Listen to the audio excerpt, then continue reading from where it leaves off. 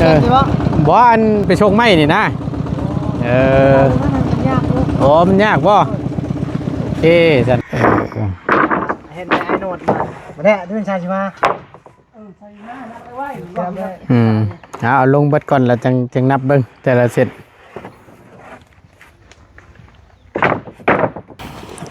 เบิ่งแน่นอนนั่งนี่มันทำnoบ่แห้งเลยนี่เท่าไรจำนวนเฮาเลยไล่ไว้อยู่บ่ทางเจ้าเบิ่งดูมันสิตรงกับรายการเฮาอยู่บ่เบิ่งก่อนเบิ่งน้ำกันแหละพี่น้อง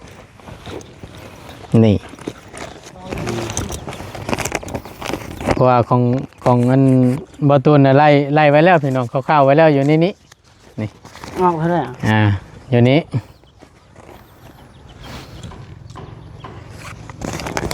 กันรวมเบ็ดเซ็ตตกอยู่13,800,000เอาเมื่อวานนี่สิเข้ามารถมาฮอดตะค่ำกับฝนตกแน่บาดนี่ทางมันเปื้อนโอ้ยเข้าไปก็แม่นสิบ่ได้หยังแล้วว่ะนะแม่นทางก็ยากน้ำแน่ทางบ่ตูนก็ได้เอาเป็นมื้ออื่นซะว่าให้มันแจ้ง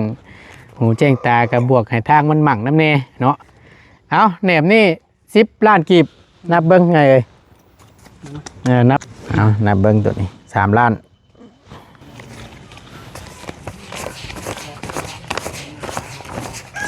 8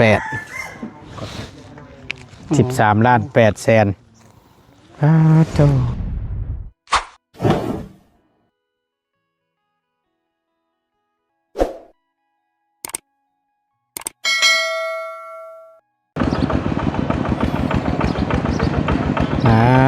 มาต่อกันอีกรอบหนึ่งเนาะนักแท้ๆพี่น้องเสียงนักตุ้ยๆมา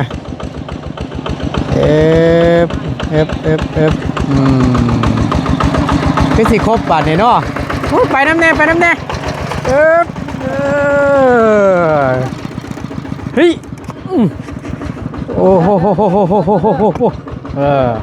ตัวฮึบโอเคไปบาทนี่เอาก่อนอื่นพี่น้องกราบสบายดีและสวัสดีเด้อพี่น้องเด้อสบายดีกันเปิดสุขุสุคนเนาะเข้าไล่ทางเดียวนี่บ่ไอ้อีกเส้นหนึ่งไล่อยู่บ่มันมีคือได้ยินประตูเราอ่ะมีอีกทางหนึ่งเราอ่ะไม่ใช่ที่ว่าบ่อันไปชงไม้นี่นะโอ้มันยากบ่โอเคสันไปเขาเคยไปเดี๋ยวก็ไปห้อมนี่แหละเต็มลำด้วยบาทนี่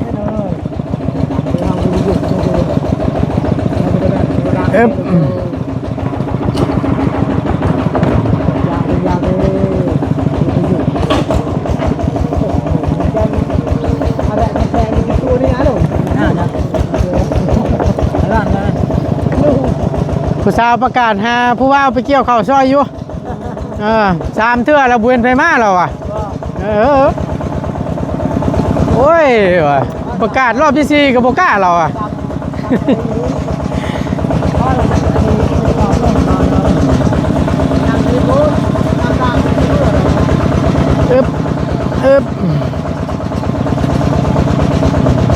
นี่ก็เป็นก๊อกน้ำร่วมพี่น้องเนาะของทาง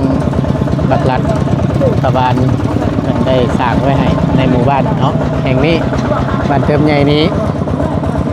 มันก็ซอยเป็นซอยแล้วพี่น้องเลยซอยหลายซอยใหญ่เอาซอยได้สำนี่เดี๋ยวเป็นขีดเล็บนึงก็สาธุและทั้งหมดต้นก็ได้ดีใจที่ได้ทำคุณงามความดีเนาะต่อกับสังคมถึงซอยบ่ได้หลายก็น้อยนึงก็ยังดีนะ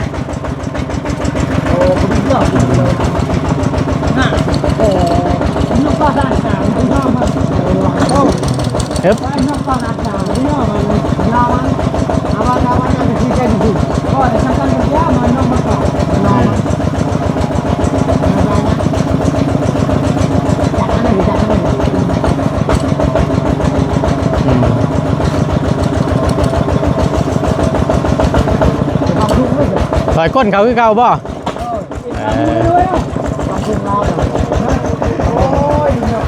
อึ๊บเนตโต้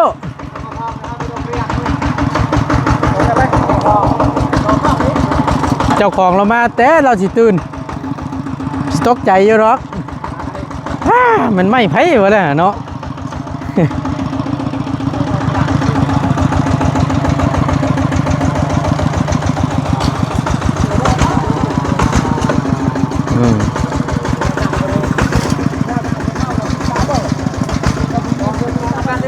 ฮะใส่น้ำกันนี่บ่ตุหรือว่าแยกออกมาพี่บ่แยกก็ใช้ไม้ไงไม่ห้องเนาะแยกออกมานี่ชุดหนึ่งเหรอนะไม่เป็นต่างหากเด้ยันวัดเวลาเพิ่นกบมาแล้วสิค้นหา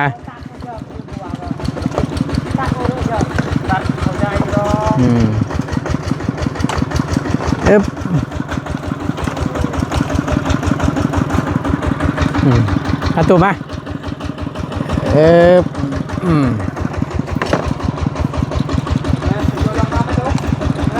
ไปประตูน่าสิควงจริงแหละ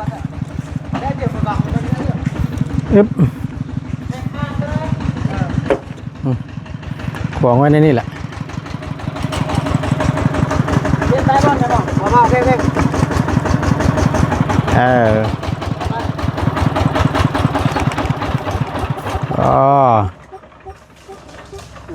แทงเด้อตรงไหนแทงได้สำเร็จเลยตรงนี้เปลี่ยนมีต่อชิมเปลืองได้เลยเด้อชิมเปลืองหลับตาบ่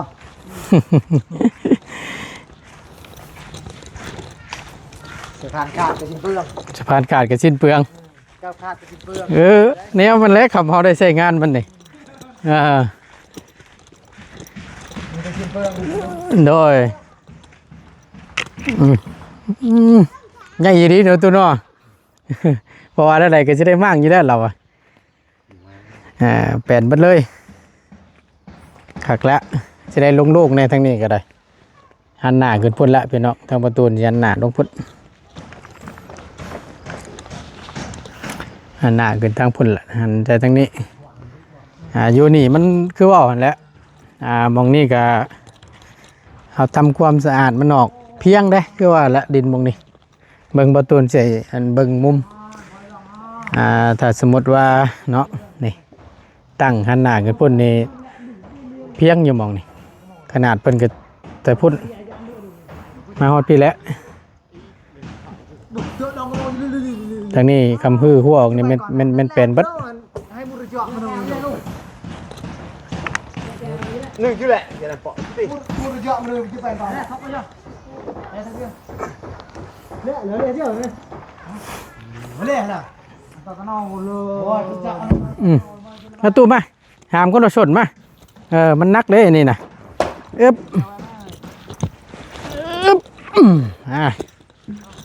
ทางไหนตู้กี่บ่เจาะมันเด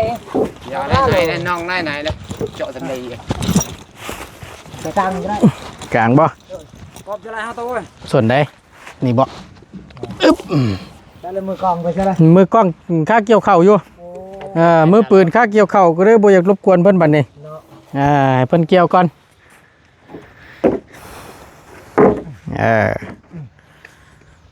โอเคแล้วเลยใช่ป่ะแซมจะบาทนะบาทป่ะไม่มันยังเป็นมีการนั้น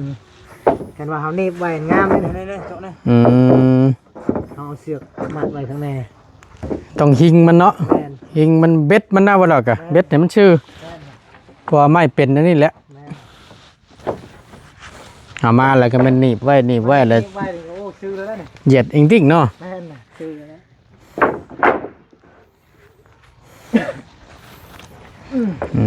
ทับพันโดดบานนี่ดีเลยเชียวจะค้นพากันเฮ็ด3 คนบ่3 คนเอา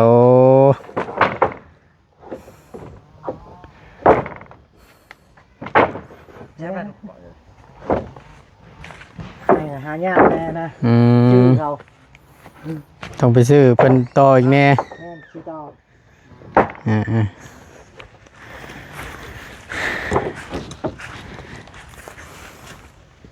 làm cho ba thôi nhiều rồi quan tôi nhọc cái gì của gọp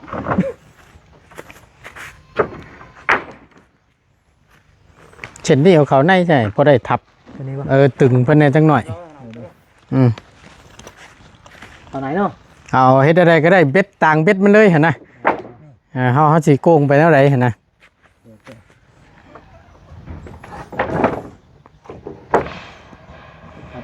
เพื่ออ้ายเรามากบนี่ก็หลายมื้อเติบแล้วcái hơn siêu eng đó người chàng con hết ดักเลย เพิ่นรัดเพิ่นหยังเนาะตัวนี้เป็นไม้48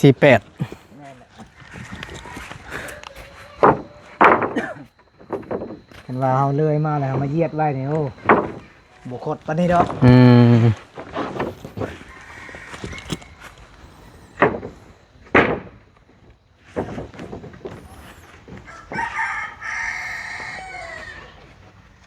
ไอ้แจงแป้นไปไง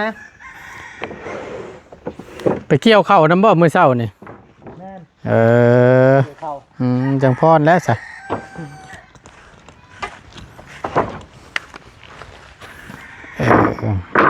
เห็นแต่ไอ้โนดมา2 มือ พอดีทั้งอันข่อยก็ขึ้นเจ็บปนพอดีไปซื้อเครื่องให้เขาเจ้าแม่นก็เลยขึ้นไปนอน2 คืนลงมาเมื่อวานเนี่ยจะว่า อยู่ชิโป้นั่นนะ ฮะ นอนอยู่ชิโป้นั่นก็ แม่น แจ้งข่าวดีน้องหัวเพิ่นแน่งบเจาะน้ำนี่แหละก็เลยขึ้นไปแจ้งน้องเพิ่นก่อนให้ผู้น้ำกันว่าแลนปุ่นแลนพี่แวงเวลาเอามาแล้ว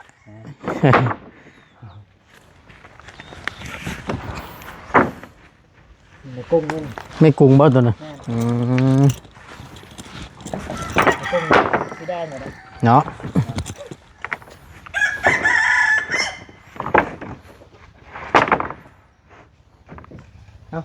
เรื่องวันที่ เ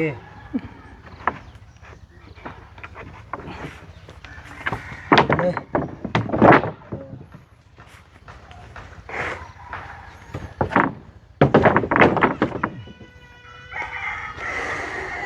ได้แล้วประเทศเฮือนนั่นเนาะ ฮะ ได้แล้วประเทศเฮือนนั่นเนาะ แม่น ดีแล้วหน่อย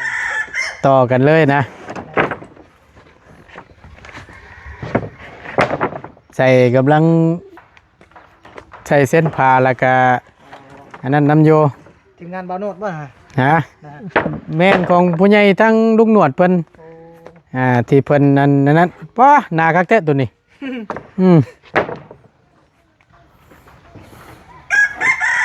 เลยเปลี่ยนผ่าให้เพิ่นว่าซั่นเลย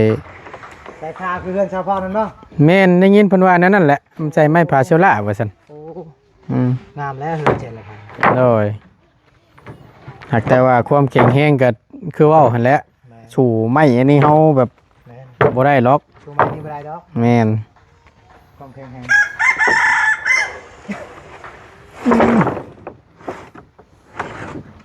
สู้ไม้แป้นเฮาไม่ได้ดอก แม่น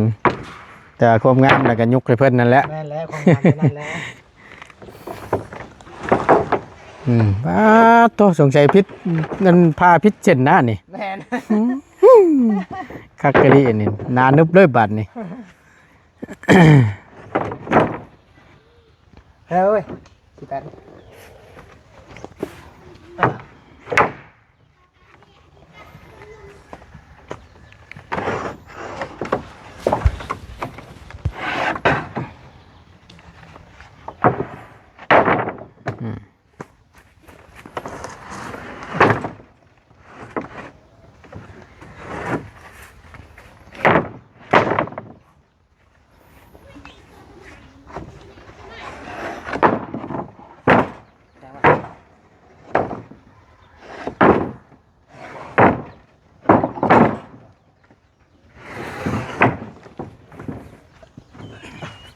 อันนี้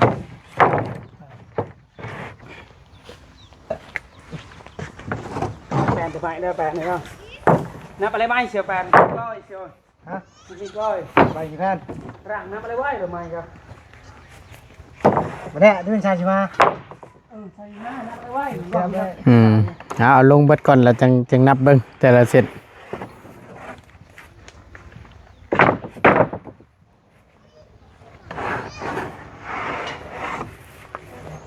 ก็ตัวดอเนียก็ตัวก็ไปเลยนะเบาละไปละ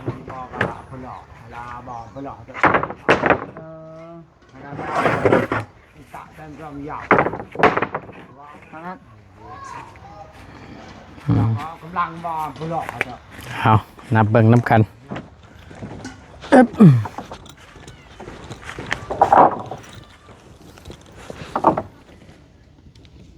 ใส่เชิญนาย 37 37เติม2แผ่นเติม2แผ่นโอ้ยขอบใจหลายๆฉันเนาะเดี๋ยวบ่ตุนช่าง35แม่นบ่แม่นเดี๋ยวบ่ตุนเบิ่งในบินนี่ก่อนพี่น้องเอามันนับเบิ่งน้ำกันเด้อนับเบิ่งน้ำกันว่านับเบิ่งไอ้มุกมันนับมึงดูไม่48เด้มาแม่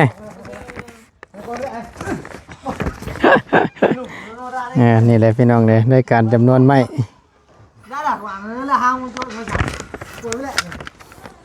นับแล้วว่าไม่48ยังอยู่ตัวไม้48นี่เพิ่นนับตัวไม้8ว่าซั่นได้30แถมมา2ตัวได้37ตัวว่าซั่น2 4 6 8 10 12 14 16 18 20 22 24 25ตัวนี้25ตัวเนาะถือว่ากับรายการเบิ่งก่อน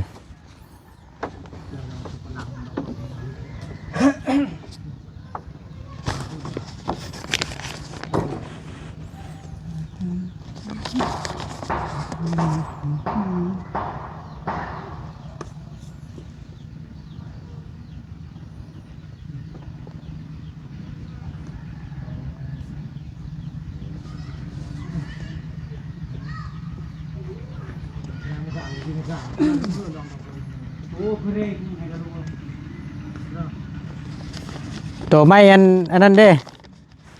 อันตัวนี้บ่ไม่ตัวได้อันตัวอันว่า18 6 เมตรต่อแม่นพวกตัวนี้เนาะโดยจดไว้อยู่เนาะ13ตัวบ่นี่ตัวนี้นำตัว6 เมตรนั่นนี่ตัว6 เมตรเนาะโอเคตัวอันนี้5คูณ10นี่บ่นี่น่ะโดยแม่น5คูณ10 5 เมตร5 เมตรตัวนี้เนาะตัวนี้5คูณ12โดย2 4 อันนี้6 เมตร6 8 10 12 7 เมตร6 เมตรเนาะอยู่นี่เนาะ2 4 6 8เบิ่งก่อนพี่น้อง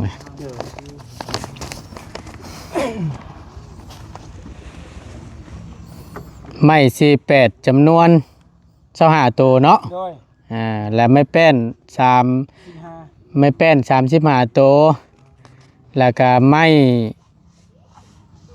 48ตัวนี้13ตัวตัวยาวอันนี้เนาะตัวยาวอัน7 เมตรนี่เนาะ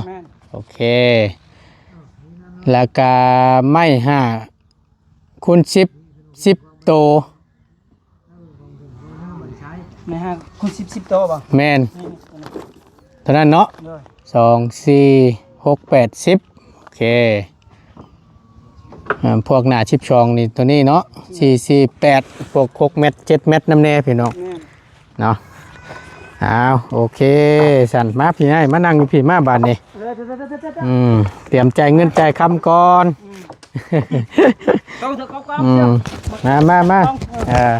มาบุเป็นยังดอกเขาตั้งไว้มานั่งน้ำกันนี่ก็ได้นี่มาไล่มามามุบเข้ากล้องไปเขาคือย่านย่างดิไปนั่งพุ่งก็ได้เดี๋ยวบุเห็นมุมกล้องไงเอ้ย จับกล่องเนาะ โอเค ถ่ายจับกล่องให้ พี่น้องเลยไล่แล้วบ่ยอดฮะ เห็นอยู่บ่ เห็นรอแล้วนะตึกใจว่าฉัน พาบ้านหวัง เอามาบาทนี่เบิ่งแน่นอนนั่งนี่มันทำnoโพเฮงเลยนี่เท่าไรจำนวนเฮาเลยไล่ไว้อยู่บ่ทางเจ้าเบิ่งดูมันสิตรงกับรายการเฮาอยู่บ่เบิ่งก่อนเบิ่งน้ำกันแหละพี่น้องนี่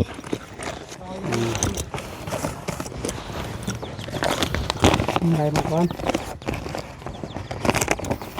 เพราะว่าของเงินบอตูนไล่ไว้แล้วพี่น้องเข้าไว้แล้วอยู่นี่นี่ ออกเท่าไหร่อยู่นี้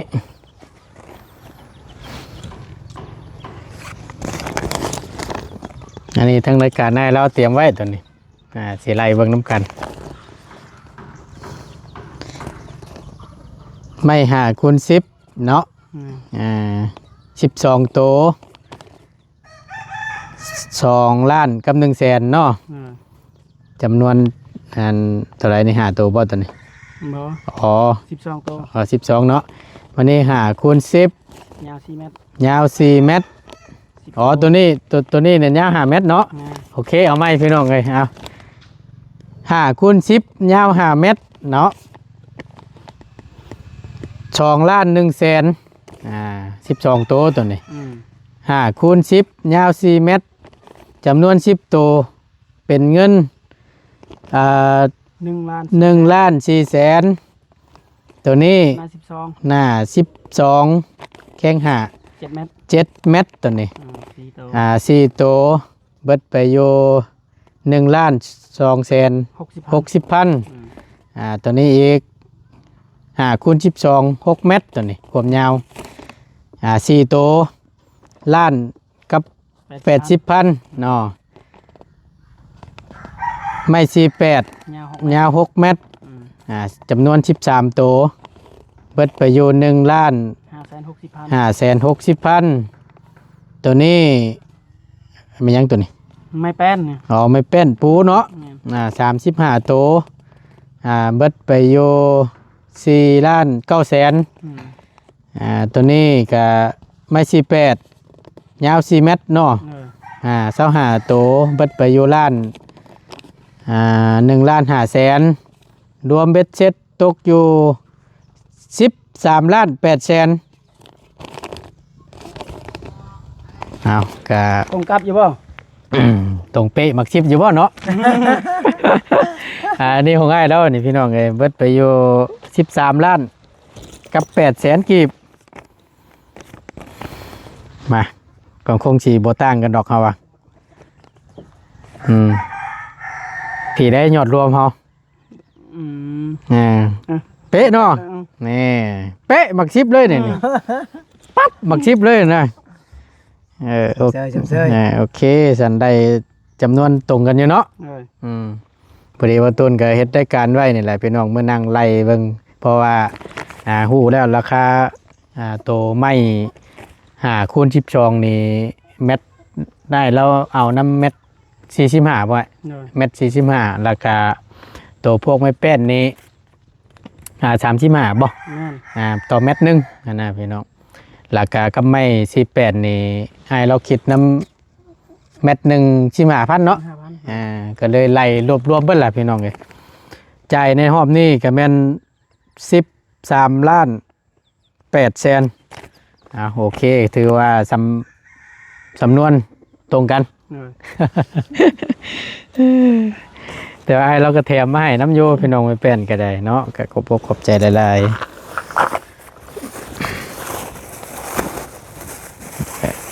กะเกี่ยมไว้ให้บตูนลำเนินการเกี่ยมไว้ให้แต่หล่นๆแล้วล่ะพี่น้อง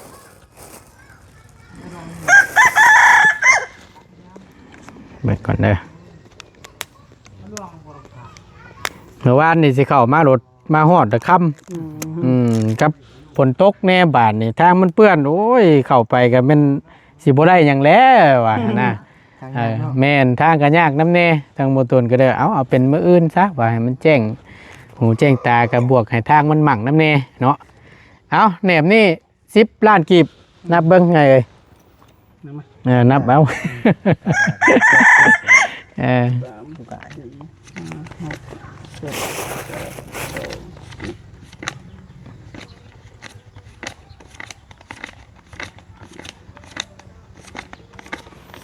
ทางเป็นตู้เราก็บ่อยู่ครับเนาะบ่เป็นหยังมีแต่ว่าให้เพิ่นมาเชื่อไฟเพิ่นย้ำแรงๆพุ่นแหละ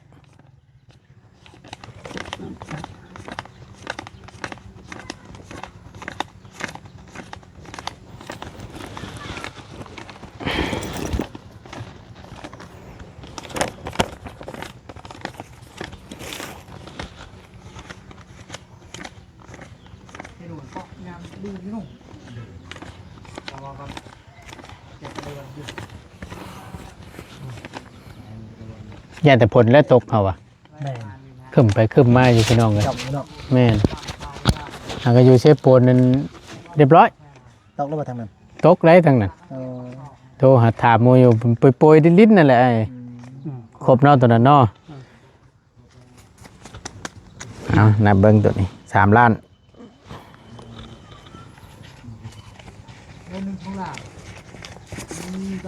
แต่อยากไปก็เลยต้องตัวเขามาแน่มาสาธารณะ1 2 3 4 5 6 7 8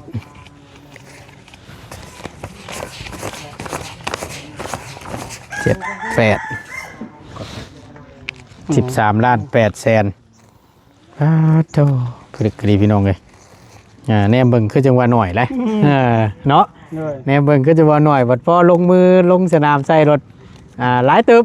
ว่าสั้นซะเนาะถือคนบางใหญ่หนึ่งพี่น้องป้าไปมาเดืออยู่ซ้ำนี่บานนี่แหละพี่น้องก็เป็นเงินทั้งพ่อกับแม่แล้วตัวนี้นี่สิเป็นงบตัวทั้งผู้ใหญ่ใจดีฟังไทยเนาะฝากมาสมทบเติม1,000 บาทเนาะเดี๋ยวเดือเท่าไรเดี๋ยวประตูชี้แจงให้อีกทีหนึ่งเนาะครบน้อยเนาะโอเคจังใดก็ขอบใจกันเด้อขอบใจกันนะขอบใจโดยถือว่าเรียบร้อยพี่น้องเลยสุขภาพแข็งโดยคือกันนายเอ้ยขอบใจเส้นเดียวกันเท่าก็ได้หาทางง่ายแล้วเนาะอยู่ในบ้านเทิบน้อยรับหาไม้มาให้ถ้าว่าไปชงอยู่พุ่นก็อีกราคาหนึ่งแล้วคำเขาห้านเพิ่นขายนี่ก็ได้อันนี้ก็ตังหากันนั่นแหละว่าสั้นซะเกี่ยวเข่าแล้วบัดนี้เนาะโอเคปีนรถเนาะเห็นว่ารถสิ่งกันงานด้วนทีมงานล้วนในนี้เนาะจวดในนี้เราก็ได้เนาะที่เตอร์โบซังคักโยนี่จวดคือการขอบใจคือกัน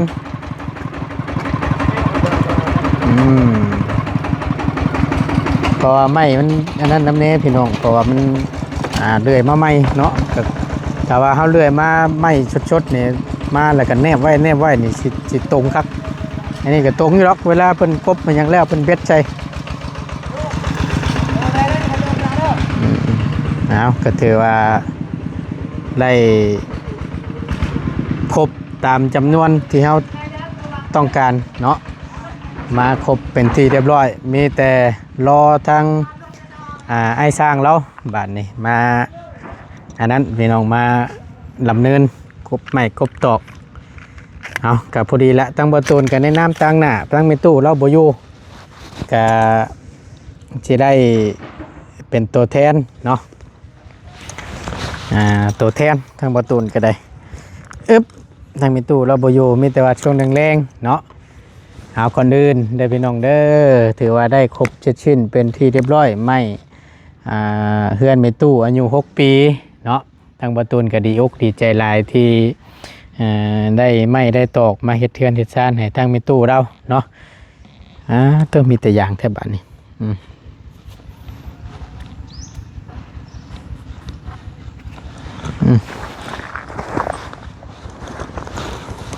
เอาก็ในนามตัวแทนเนาะทั้งประตูนก็ได้เป็นสะพานบุญให้ก็ต้องขอบบุญขอบคุณขอบพกขอบใจทางพออำพรกับเมติกได้เด้อที่ได้สดได้ช่วยเนาะซื้อไม้ซื้อตอกเฮ็ดเทือนเฮ็ดชานให้ทางเมตู้อายุ6 ปีในครั้งนี้ก็ขอให้ทางพ่อกับแม่จงอยู่ดีมีแห้งความเจ็บอย่าชั่วได้ความไข้อย่าชั่วมีปรารถนาสิ่งใดขอให้สมคำมุ่งมั่นลังปรารถนาเด้อบ่ว่าเฮ็ดธุรกิจการงานใดๆค้าขายง่ายมืออย่างโยนัสตอนนี้ก็ขอให้เฮงๆปังๆลำได้รวยเด้อพ่อกับแม่เด้อสาธุเด้อขอให้อายุมั่นขวัญยืนเนาะเอาทางประตูนใจเบ็ดเช็ดไปแล้วมื้อนี้ครบจบอยู่ในชุดเครื่องเฮือน13 ล้านกับ8 แสนเกือบ14 ล้านพี่น้องเลยเนาะเรียบร้อยแล้วก็ยังขาดหลายสิ่งหลายอย่างเนาะก็ไม่โมเมนต์ว่าไม่ทั้งแพนเอาลูซิ่งไม่พาเชล่าน้ำเนเนาะลูกตงลูกติงเอาแล้วก็มีทางเบาไล่น้ำเนเห็นงบสมทบเข้ามาเติมเนาะแล้วก็ทางเบาเงาพี่น้องเลยถ้าหากว่าเป็นสิสมทบซอยในส่วนใดทางประตูนก็ยินดีเนาะค่าสร้างบ่อค่าสร้างกันยังพี่น้องเลยเนาะเอากะลูกตกลูกติงบุกกอบบุกกบครับในส่วนนี้ก็ได้เพิดพี่น้องเนาะเอาขอบบุญขอบคุณเช่นเดียวกันทางพ่อแม่พี่น้อง FC ปัจจุกุสุคนที่คอยเป็นกำลังแห่งใจและติดตามรับชมคลิปโดยบ่ขามโฆษณาซัพพอร์ตทางประตูนโดยตลอดมาเนาะขอบบุญขอบคุณหลายๆอยู่ดีมีเฮงเด้อพี่น้องเด้อเจอกันคลิปหน้าสบายดีเด้อพี่น้องโอ้ยดีใจน้ำเด้าหลายๆพี่น้องมีแต่อย่างได้สิติดอันกางเกงประตูนชงประตูนบาทนี่ โอ้ยนอตูนเนาะเอาก็ถือว่าได้ครบแล้วเนาะโดยสบายดีเด้อพี่น้องเด้อ